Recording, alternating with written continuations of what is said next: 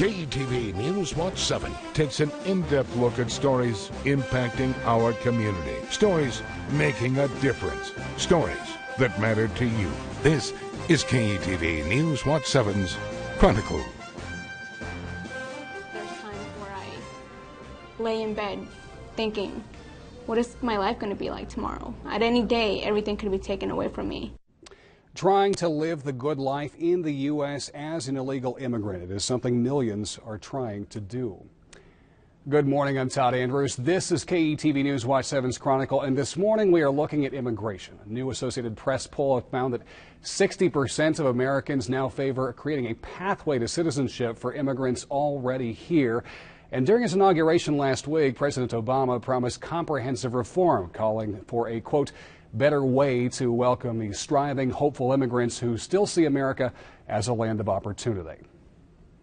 America's possibilities are limitless, for we possess all the qualities that this world without boundaries demands. Youth and drive, diversity and openness, an endless capacity for risk, and a gift for reinvention. My fellow Americans, we are made for this moment, and we will seize it so long as we seize it together. All right, but the path forward on immigration reform on a national and state level is still unfolding. Nationwide, there has been a renewed push for the DREAM Act, a federal bill that would allow immigrants brought into the U.S. illegally as children a pathway toward permanent residency. But for some time, including people here in Nebraska, the dream remains elusive. Reform has been a hot-button issue here for years, and just last week, an effort to repeal a measure that pays for prenatal care for illegal immigrants and take away its funding here in Nebraska. More on that in just a minute, but about a year ago, a federal judge ruled most of Fremont's ordinance restricting illegal immigrants is legal. Here's KETV News Watch 7's Jerry Maskell with a closer look. A small town is usually one tight-knit community, but since the summer of 2008, legal battles over illegal immigrants exposed cracks in that connection. The divide it's caused in the community, everyone's, I think, ready to move on and bring the community back together. A lot of people do talk about it. The ordinance restricts access to services for people in America illegally. And Monday, a federal judge ruled most of that language falls within federal law. Fremont can force employers to check employees' immigration status using E-Verify. Landlords can check that status too, then report it to authorities. The ruling does not allow the city to punish landlords for illegal tenants. We will be busy at City Hall. Fremont can start enforcing most of that language in a couple of weeks. The city council will meet next Tuesday and talk with police and attorneys about what's next. Either side could appeal. We don't know what the other side is going to do. They have the opportunity to appeal. We have the opportunity to appeal. And while most people we talked with would rather keep their opinions to themselves, even 4 years after that council first passed the ordinance, their feelings about it remain strong.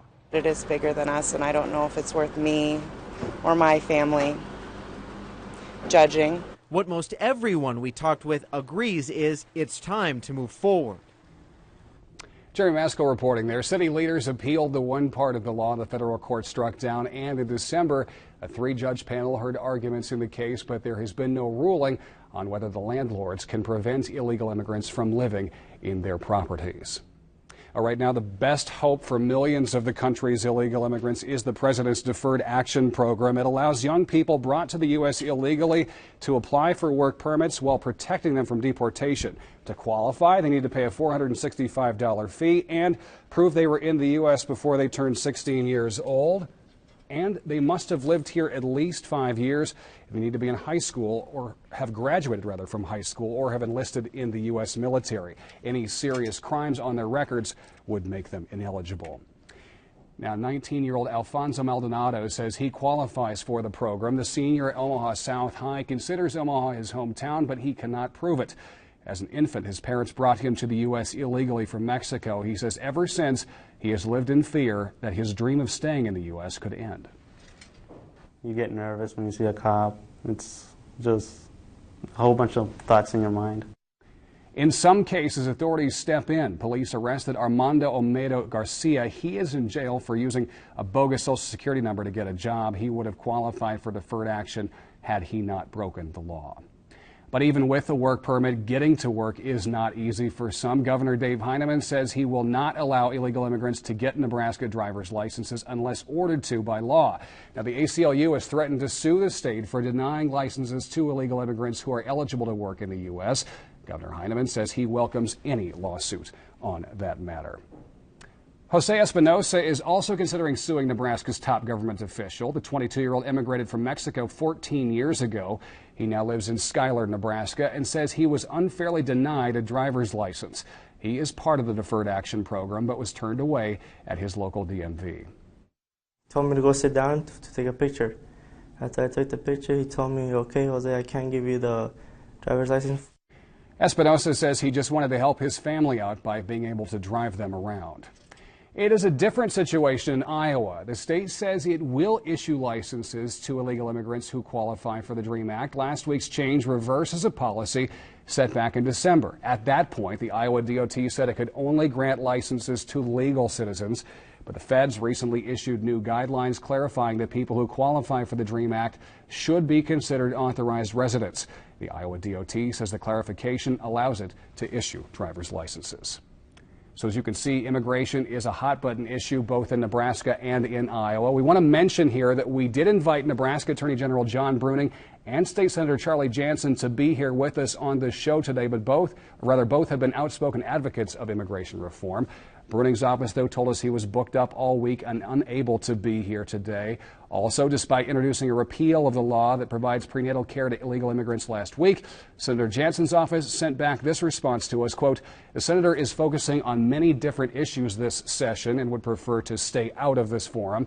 He appreciates the offer and would be open to appearing on your program on future topics that come before the unicameral." All that said, we will try our best to represent those opposing views in our discussion this morning. Joining us right now is Basil El-Kasaby, a prominent immigration attorney and a local leader of the American Immigration Lawyers Association. Basil, thanks for being here today. Thanks for having me. Absolutely. Give us a quick background of you and your practice there. How many cases do you see in a year, and general kind of situations that your clients are typically in, Basil? Well, my firm handles a few hundred cases every year, and we represent people in very different situations. Some are trying to legalize through various channels. Some are detained by immigration, for the most part, people who have committed, for example, traffic violations and ended up in immigration detention. We do a wide array of immigration services. Gotcha. Talk about the DREAM Act potential here, and for a lot of your clients, I'm assuming the DREAM Act would do quite a bit for them. The DREAM Act would definitely go a long way towards solving the illegal immigration problem. You know, and it actually addresses a very compelling group, a group of people who came here without really wanting to be here and ended up here and are very assimilated into the culture. They're part of the fabric of their communities. And when they grow up and around the time they finish high school, usually they have a dead-end situation. They can't work legally, they can't go to school. There's a lot of untapped potential here that the DREAM Act could unlock and give these kids a way forward. And these are people who, but for having been born in another country, are just like you and me. Right. I want to go to now more, Basil, about what Senator Jansen and Heineman said. As you're aware, last year there was a battle in the legislature over restoring prenatal care to women who are in the country illegally. And last week, Senator Jansen introduced a measure to repeal that law. Governor Heineman's proposed budget would defend the program. He's been strongly opposed to the measure. Let's take a look at a couple of his comments on the matter from last year and have you respond. Sure. We support prenatal care, but in the case of illegals, that should be done by private charities or private organizations. I'm pro-life, but I'm opposed to illegal immigrants getting taxpayer-funded benefits. Everywhere they go and they talk about this illegal immigrant situation, the more Nebraskans know, the more unhappy they get, the more they're opposed to it. It is about illegal immigration. It is about fairness. Okay, the legislature passes the bill, the governor vetoes it, lawmakers overrode Heineman's veto. Talk about this vis-a-vis immigrants in Nebraska who are expecting or have had babies, Basil. You know something, values are goods. They're things we cherish. And when you have a policy like that and just the back and forth, that indicates that really people who are denying prenatal care to unborn children are really creating very serious wounds in the community, because they're attacking the core of what, it doesn't matter who you are on something like this or what political affiliation you belong to, it's patently offensive. It goes to the core values that we cherish and hold dear as Americans, whether we're Republicans or Democrats. I think the issue speaks for itself, and the back and forth is an indication of the fact that this is not easy, and the wounds that are created by policies like this will last for a while. Let's expand on that, if we may, here. How worried are you that Nebraska would eventually pass an Arizona-style immigration bill like the one Senator Jansen tried to unsuccessfully to pass in 2011? And before you answer, let's listen into what his reasoning was back then. We cannot continually lay out the welcome mat and keep saying, keep throwing out that, well, we'll have to do this if we do that. We have to. Well, what about jail? What about this? Well, what about if we do nothing? And that's not a good option. Basil, your thoughts?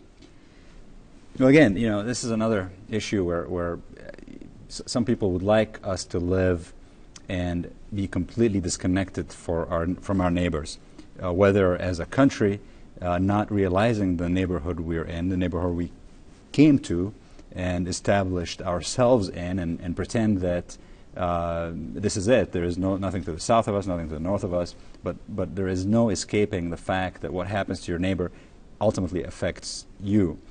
In that sense, the same way, if you turn your back on your neighbor within the community who may be of a different ethnicity or different background, or even an undocumented immigrant, you're even though you know it hurts, and you know that you're actually hurting yourself and hurting your community by adopting a policy that tries to divide and turn people against their own neighbors, turns us against our own neighbors. I think the way to look at this is, let's look at our neighbors, see what problems they have, try to solve them, because we know ultimately that their condition will end up affecting us somehow.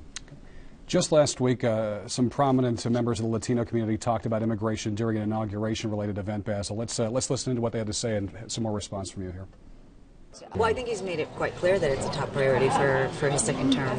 I'm very hopeful about both sides coming to the table.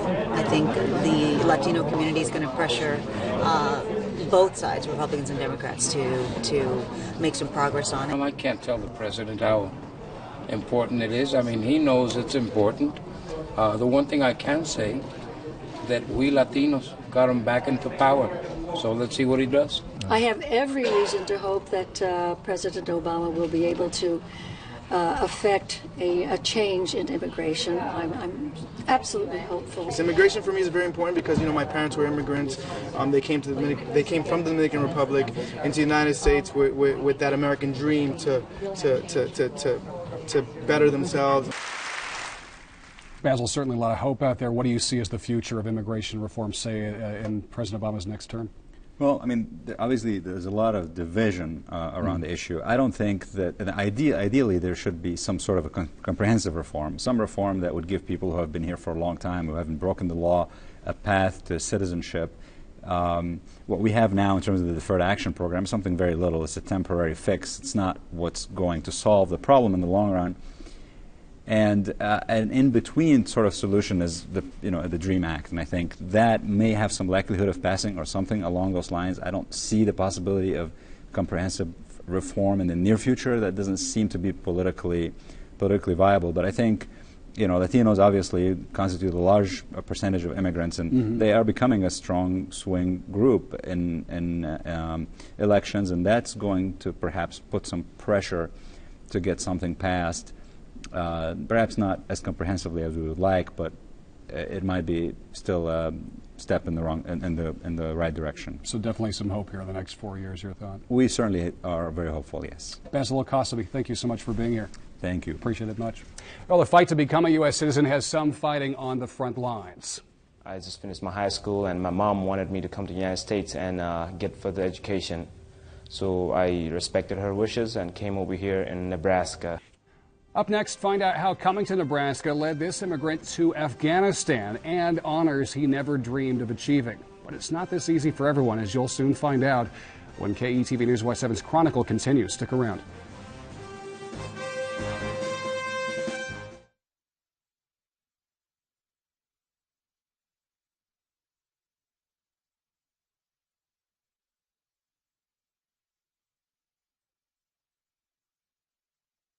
It's a big responsibility, and well, I'm the best out of the best.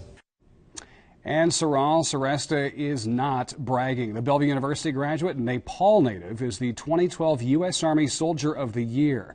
This interview was courtesy of the U.S. Army. He got into the military through a special program for legal immigrants that fills personnel shortages. He became a naturalized U.S. citizen the day he graduated from Army basic training, and he plans to continue serving America. Well, his story is one story of success, but for some who emigrate here seeking that kind of success, becoming a legal U.S. citizen is full of obstacles that even native speakers would have difficulty navigating. Joining us now to talk about some of those challenges, Emiliano Lerda, Executive Director of Justice for Our Neighbors. Sir, thank you for being here. Thank you for having me. Absolutely. Let's just start with some basic stuff here. Approximately how many immigrants are able to naturalize and become U.S. citizens every year nowadays? Approximately, on average, about 680,000 every year. Can you kind of give us an idea of what that process is like? Sure. There are several requirements that somebody needs to comply with in order to become a U.S. citizen, but the first step is becoming a permanent resident and obtaining the lawful permanent residency here in the United States. So that's how people need to obtain visas, and there are four main lines: Right. Humanitarians, visas, family reunification, then there is also diversity program, and labor visas. So through those visas, somebody can then obtain permanent residency and later apply to become a U.S. citizen after being a permanent resident for 5 years. There are some hurdles along the way, too. Certainly. Can you speak to a couple, 2, 3 of those? Sure. Well, for example, if you do not have the right relative, or for example, if you are a son or daughter of a U.S. citizen, and you are over the age of 21, or you got married, then all of a sudden you went from being able to obtain a visa almost immediately to perhaps wait, if you're from Mexico or the Philippines, to wait about 20 years or more. Wow. Yes. So it can be very arbitrary. Let's look more specific to Omaha. You're part of a new documentary that says 1,500, amongst other things, 1,500 immigrants went through immigration court in Omaha in 2011. Talk about that process, because I think it's a little different than other court processes people might be aware of. Right. Immigration law is part of an administrative civil law system, if you will. It's not criminal law. Right. So people do not have the right to a free attorney. And therefore, when they're going through the immigration legal courts or legal system, last year, well, in 2011, about 1,500 people were unrepresented. This creates a serious problem, not just for the immigrants themselves, because the system is extremely complicated, but it also creates a problem for the courts, because they have to take additional time to explain the process, explain to people their options, so that they can make an educated decision. Gotcha. How does not having an attorney make matters a little bit more difficult for the asylum seeker? There are studies that have shown that for people seeking asylum, if you're not represented by an attorney, you're 3 times more likely to have an adverse decision. And so there are studies that have shown that, and as we all know, the immigration legal system is extremely complicated. People that go to law school are very intelligent, and they understand the legal system very well, but they also know that immigration law is second to tax law in terms of being so difficult. And so for somebody that doesn't know how to read or write, or has limited education, perhaps even limited language skills, they're before a system that is extremely complicated, and without somebody trying to help them interpret the system, they have very little chance on being successful in navigating the system. Segues into this next one here. In a documentary, the immigration process is described as a, quote, unforgiving system. I'm assuming you agree with that. Yes. The immigration system is sometimes so rigid and so restrictive and narrowly defined that even if there are a few lines, which I mentioned, that the four major lines that somebody can get in, really, in reality, is extremely unforgiving. If you got married and you were under the age of 21, but you're the son or daughter, I mean, that decision that you thought there's nothing wrong with me getting married, that puts you in a completely different category where you may not qualify for a visa immediately. So in many ways, if you make a mistake or if you rely on the unqualified counsel of a person who is not well qualified to provide immigration legal services, you may submit the wrong form, and that may create irreversible problems for you in the future, and it may end up resulting in deportation. Yeah. Emiliano Lerda, you have enlightened us, and we appreciate you being here today. Thank you, sir. Thank you so much. All right, up next, some final thoughts, including one privilege many Americans take for granted. First, though, a reminder that your comments are an important part of Chronicle. Last week's installment, of course, focused on the flu and prompted lots of comments on our Facebook page. Here's one of them. Jennifer Peak wrote us, quote, "My daughter is too young for the flu shot. Wish I could keep her in a bubble," close quote. Remember, if you have comments about today's show and you want your voice to be heard, there are two ways in which you can do it. You can call us directly. The number is on your screen, 402-978-8960, or you can email your comments. Just go to KETV.com and click on the Chronicle link. We'll be right back.